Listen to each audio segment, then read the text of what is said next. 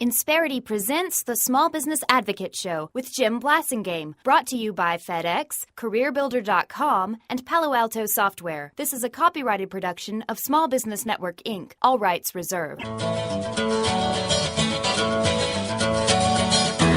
You're listening to the smartest man in talk radio. You're going to be listening to one of the smartest people that you probably, and you know who this guy is. It's me. He's Jim Blasingame. I am smart. I am smart. S-M-R-T. I mean S-M-A-R-T. The Small Business Advocate. Welcome back. 34 after the hour. Thank you very much for hanging out with me. My pleasure as always, and I'm very excited about having our good friend Peter Meyer back on the show. Peter is a longtime member of our Brain Trust, now more than 10 years as a member of our Brain Trust. He's the president of the Meyer Group. He's an international consultant to companies large and small. He's the author of Warp Speed Growth and one of my favorite books, Creating and Dominating New Markets. He's our good friend, Peter Meyer. Welcome back. Jim, it's a pleasure to be here. Thank you. It's good to have you back. Thanks for joining us when you come back to the United States. I know you live, part of your life is in Australia now, and thanks for joining us when you come back. Peter, one of the things that I've been telling my audience about for a long time is this concept of change. And what I started noticing about 10 years ago, having been in the marketplace, as you know, for many decades now, and having watched a number of strategies and products and policies and plans come and go, people developing them, implementing them, executing them, and living with them for a while. In the 21st century, I started noticing that change wasn't all that much different from when I started or from 1,000 years ago, but the velocity of change has changed. That this time between generations of something that you create or think about has been compressed. And that's causing us to have to reinvent ourselves more dramatically, I think. Not only ourselves, but our businesses, our processes, et cetera. This whole reinvention thing has gotten to the point where it almost has to be one of our management skills, isn't it?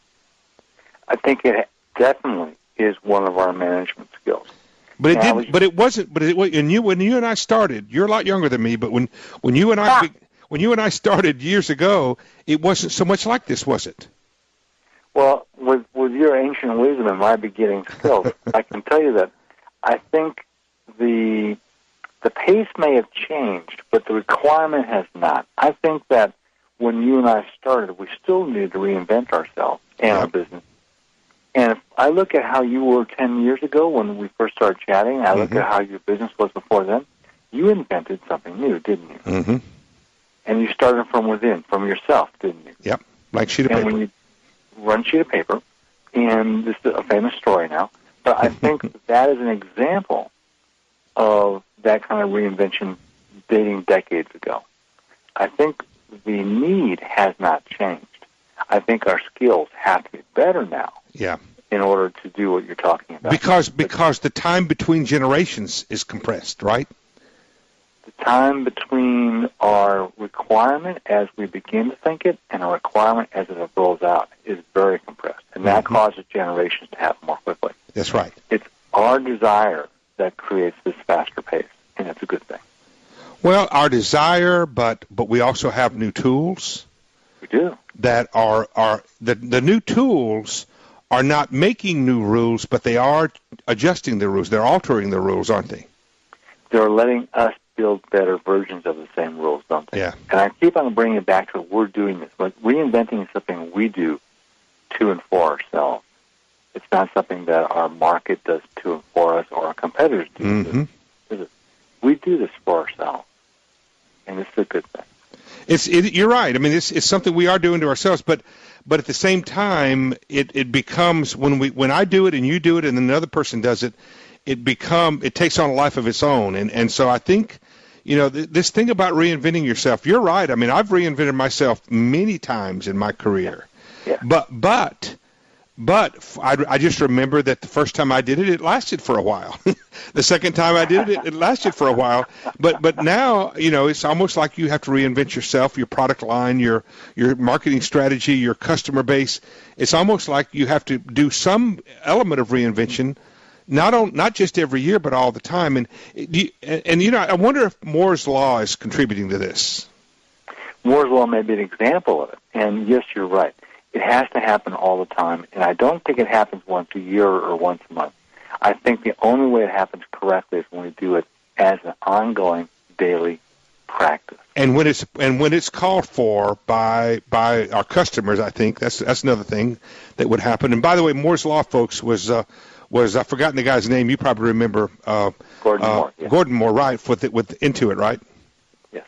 And with Intel. I mean Intel. That's what I meant to say. It's where he said that the capacity of a chip would double every 18 months, and of course he said that in the 60s. So that's come to pass, and we have all this new technology and all this new need for reinvention. Part of the reason for that. We're going to talk more about reinventing ourselves and our businesses after these messages with our good friend Peter Meyer. She was hanging on John and he was holding on. Insperity presents the Small Business Advocate Show with Jim Blasingame, brought to you by FedEx, CareerBuilder.com, and Palo Alto Software. This is a copyrighted production of Small Business Network, Inc., intended for the private use of our audience. Except as otherwise provided by copyright law, all other copying, redistribution, or publication without prior written consent is prohibited. All rights reserved. Prohibited. All rights reserved. Prohibited.